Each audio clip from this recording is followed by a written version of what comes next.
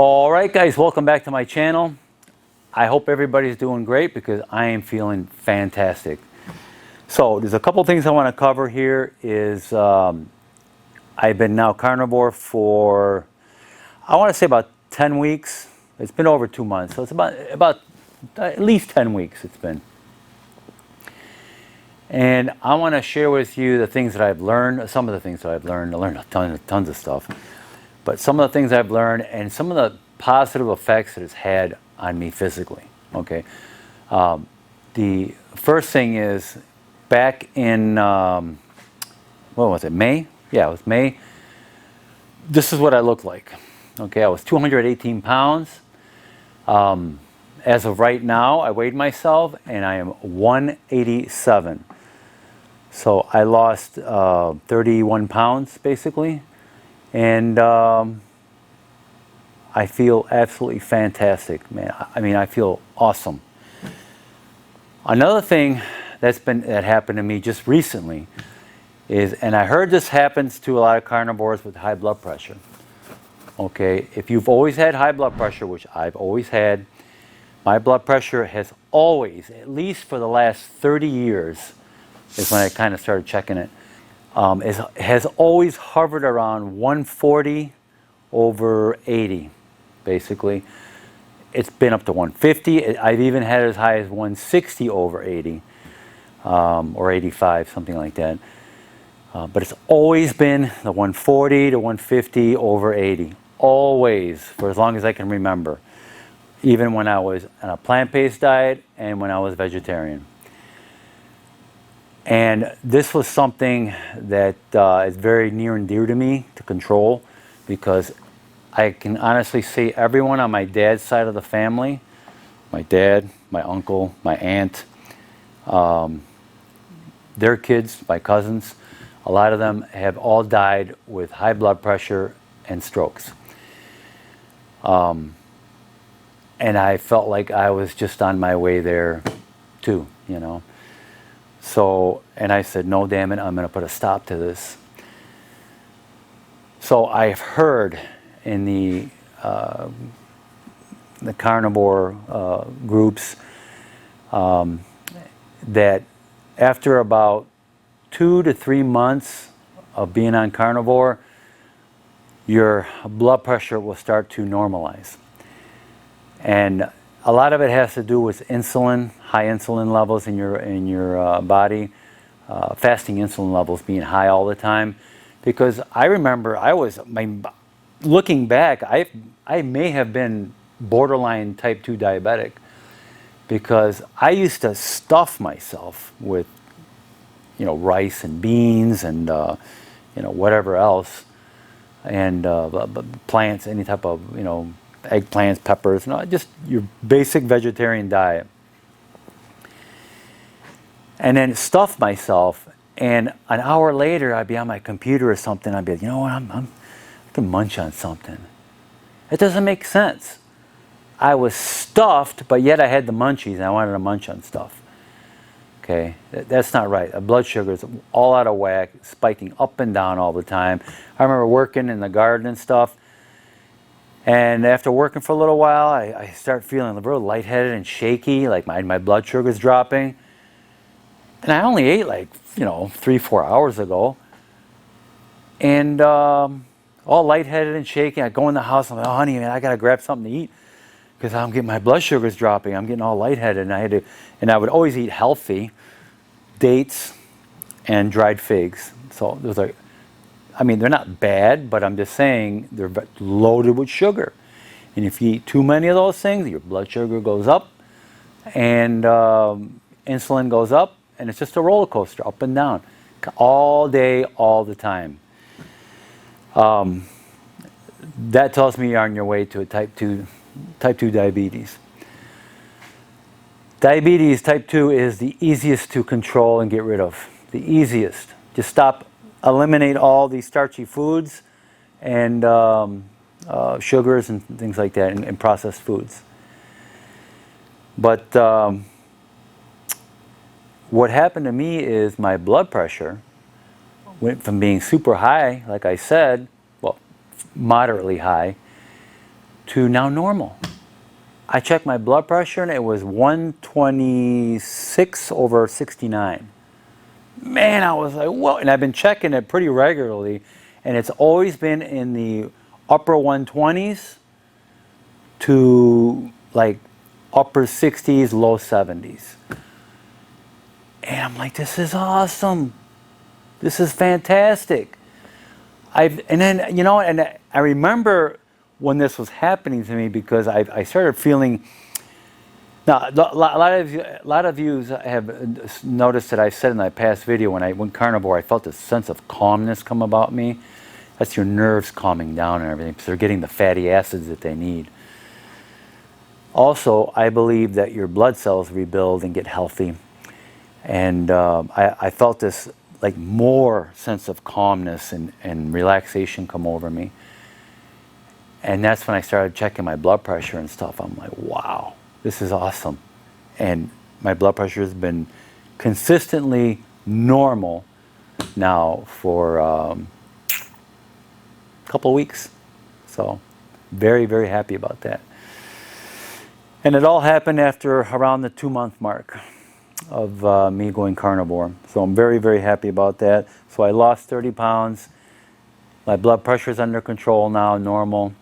I don't plan on losing any more weight because I'm getting a little on the thin side now. As far as being 6 foot tall, I feel like I'm at that normal weight to height ratio. So I don't plan on losing any more weight. Now what I plan on doing, now that I'm healing up from my surgery also, I'm going to start working out again and start hopefully adding more muscle, and adding muscle weight this time, and looking physically better rather than being a thin rail. I want to be more physically healthy and visually healthy also, because at my age, to be muscular and healthy is extremely important. Okay, when you're younger, you know, it's kind of a given. You know, you're healthier, you feel better. But you know, once you start getting in your 50s and 60s, things start changing rapidly, and so I'm going to make an effort to working out and being on this carnivore diet, and everything seems to be normalizing for me.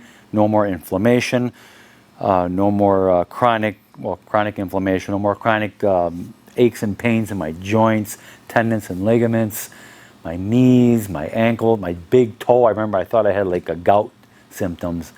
It was just inflammation. It could have been the oxalates too, building up in there. But all that is gone. I can honestly say I am pain-free now. No more aches and pains. I still, when I go to bend down and grab something, I don't use my knees, because I've been doing it so long, because I know my knees used to hurt. And now I don't have to do that anymore.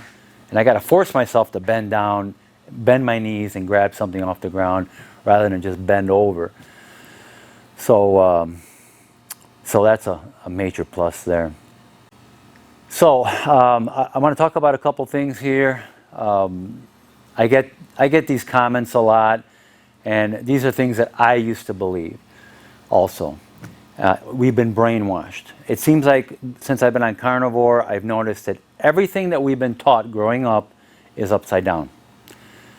About vitamin C, about fiber, about cholesterol, you know, eating your veggies, all that. It seems like everything is backwards. Okay, what we thought was healthy is not that great. Always better than junk food, of course, but not that great for you.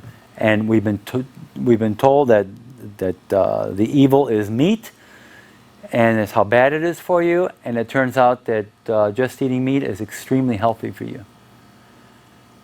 Totally blows me away, and how much lies we are fed all throughout the years through the agencies at power, government or otherwise. The medical system, the pharmaceuticals, you know, the brainwash, and telling people that you have to take these drugs to stay healthy. Now, I'm not against drugs. We need drugs For an acute emergency situation, yeah, I'm all for drugs. You know, stabilize the body, get the person situated, and then start working on the health. But as far as keeping people healthy using drugs, no, it's a bunch of crap. Unless they don't want to eat properly and they don't want to exercise, that's a different story. If they make that choice to take the drugs, then they're going to have to suffer the consequences from them.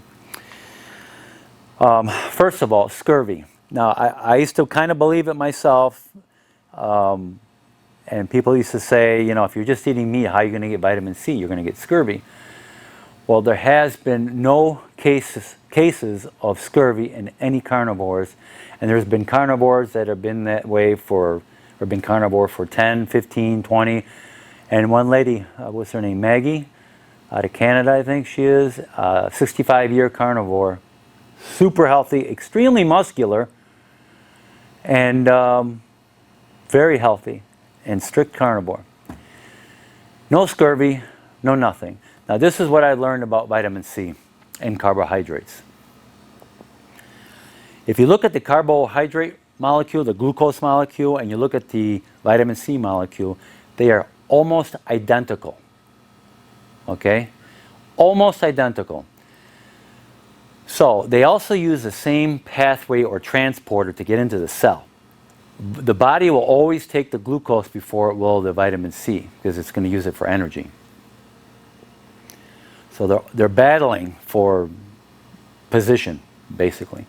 That's why when you eat a high carbohydrate or solely high carbohydrate meals, the vitamin C can't get into the cell that easily because the carbohydrate's beating it to it. If you eliminate the carbohydrates, the vitamin C has no barrier, it just goes right into the transporter or the receptor site or the into the cell, and it's got no problems. So when you're on a carbohydrate diet, you have a hard time getting vitamin C in. You have to megadose 1, 2, 3 grams of vitamin C a day just to get some or enough to make it adequate for your body. When you're on a carnivore diet, you have no more carbohydrates, 0 carbs, or minimal, put it that way. And the vitamin C doesn't have to compete. It just goes right to the cell. It sees the transporter or the pathway is open, no carbohydrate, it goes right in. Your body takes what it needs. Okay, no problems. That's why when you're on a low carb or no carb, a carnivore diet, you need very little vitamin C. And the vitamin C has no problem getting into your cell. So where am I getting my vitamin C? Well, truth be told, I do supplement a little vitamin C with acerola cherries, the powder. But I take just a small amount every day. And just like anybody would take a vitamin or some nutrient to supplement, that's why I take it, just a little bit. And another reason why I take the small amount of vitamin C, it's about a half a teaspoon of acerola cherry powder, is vitamin C is a cofactor in the synthesis of collagen, carnitine, and other proteins. And it helps to rebuild the collagen, especially the collagen that's in your arteries, your arterial walls, to keep them nice and flexible, and to strengthen them, basically. So, like I said, everybody on my dad's side of the family died of a stroke, bleeding in the brain, and I don't want that happening to me, so I want to ensure that not only am I getting enough collagen through the meat that I eat, I get tons of collagen, but I want to make sure that vitamin C is there to do its job to strengthen all my arterial walls, including also my tendons and ligaments and everywhere where collagen is needed. But truth be told is that vitamin C is in meat, is in fish, and other animals. 1 pound of fresh meat, of fresh beef, has about 10 milligrams of vitamin C. 100 grams of fish, like salmon, has 16 milligrams of vitamin C. It doesn't sound like a whole lot, but remember now there's no more carbs in the equation, and the vitamin C goes, whoa, we got an open highway here, and it goes right into the cell. The cell takes what it needs, and the rest gets peed out. So that's the beautiful thing about being on a carnivore diet and getting your vitamin C. So the next thing here is fiber. We always used to believe that you need fiber to push all the food out. Let me tell you something about fiber. When I was plant-based and vegetarian, this may be a little bit too much information for most people, but we all go number 2. We all use the toilet. When I was plant-based and vegetarian, I'm not kidding you, I used to go 3 to 5, maybe 6 times a day. And I'm not talking little pieces here, okay? I'm talking ginormous poop. All right? And that's not normal. I was basically eating twice a day, okay? Where is all that mass coming from? It's the damn fiber. That's too much fiber in our diet is not good for you. First of all, it is indigestible. I know from personal experience, and I know you guys have too, you eat your salad, you eat your carrots, you eat your peas, your corn, all your veggies, you chew them up real good, and you go to the bathroom and you see them floating around on the toilet the next day. Okay? They're not fiber, you cannot digest the fiber. It is indigestible. Okay? Try giving fiber to somebody that's got Crohn's disease. You can't. Okay, they're going to suffer big time. It has absolutely zero nutrition, none, and it can't be digested. It is completely useless. You might as well just eat sawdust, okay, cellulose. And it also causes buildup in gas and bloating. Fiber is non-essential. There's no such thing as essential fiber. It is all a bunch of crap. People have been carnivore for, like I've said, 10, 20, 30, 65 years and have no fiber and have no problem going to the bathroom. And I can tell you the truth, that I have no problems going to the bathroom, okay? And the best thing is, I don't go 3, 5, 6 times a day anymore. I just go once a day and sometimes once every other day. So, and the quantity is much, much less. It's amazing. Everything, when you're eating meat, all of the acid breaks all that down. Your bacteria, you take all the nutrients out of it, and it brings it down to a very small little package, and the rest you just poop it out in the toilet, and it's a very small package. Whereas fiber is indigestible, and it really tries to work at it, but we don't have the digestive system of a horse, of a cow, or anything like that. Okay, so that's what fiber does to you. It does do nothing, nothing at all. All right, so next I'm going to talk about carbohydrates. I used to believe that carbohydrates was essential, that you needed some carbohydrates for energy. Now I know that's a bunch of bulls also, because if that were true, I'd be dead right now. Okay, I'm full of energy right now, and I eat 0 carbs. Well, almost 0 carbs, because I have to confess I do drink kefir, milk kefir, unflavored of course, and 1 cup of that has got 9 grams of carbs. I usually drink about a half a cup a day or so, so I'm getting 4 or 5 grams of carbs from that alone. But my body doesn't need to run on carbohydrates because it uses fat, and it's a process called gluconeogenesis, where it uses the fat and protein and transforms it into a glucose, and it transforms it into enough glucose, just the right amount for your body to use, and your glucose levels always are straight, flat, and plateaued. Beautiful. None of this up and down spiking all day long as diabetics do, or as the average person does, honestly. That process the body does normally, and it just produces just enough glucose to keep your brain happy and and other things in your body happy.